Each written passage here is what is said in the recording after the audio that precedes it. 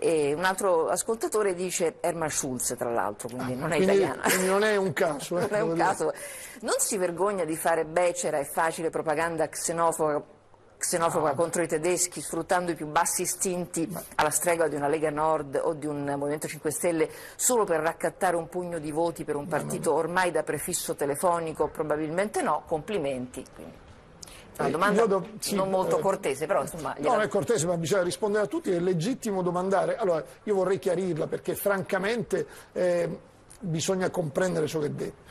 Europei non tedeschi non vuol dire che l'Italia dei Valori ce l'abbia con i cittadini tedeschi, sono i benvenuti e che vengano, è un popolo amico. Il tema in uno slogan viene racchiuso un messaggio politico, cioè noi ce l'abbiamo con questa Europa che a noi non piace, perché è un'Europa dei paesi più forti, che non aiutano i più deboli a diventare più forti. In questo caso la Germania, che nel tempo ha anche sforato tutti i parametri per aggiustarsi i conti, oggi invece impone agli altri l'austerity. Il problema è che con l'austerity noi non andiamo oltre, perché non riusciamo a far crescere i paesi. Non è che Grecia, Italia, Spagna riescono ad andare avanti, li fai crollare ancora di più e non conviene peraltro neanche alla Germania. È chiaro che l'Italia deve anche sapersi far rispettare. Noi l'Europa l'abbiamo sempre considerata una sorta di cimitero per elefanti, no?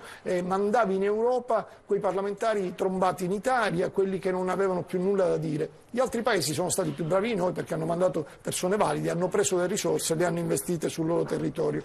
Però devo dire, noi, quello che è mancato è un'unione politica. Se noi facciamo parte dell'Unione Europea dobbiamo avere gli stessi diritti, dobbiamo avere le stesse opportunità, non un paese da una parte forte che costringe il debole a diventare forte. Per esempio, se noi a un bambino diamo da portare 1 chilo, è chiaro che quel bambino quel peso lo porta, ma se lo stesso bambino diciamo ora ne porti 100 kg, è chiaro che il bambino non ce la fa.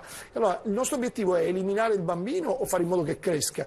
E cresciamo insieme in Europa. L'Europa non può essere un'Europa tra soggetti diversi, ma tra soggetti uguali che possano solidarizzare tra loro per crescere e andare avanti. L'Europa, la Germania, quindi nulla contro il popolo tedesco, ma contro la politica della Germania. Sì, la Germania, questo è fin troppo evidente. Quindi,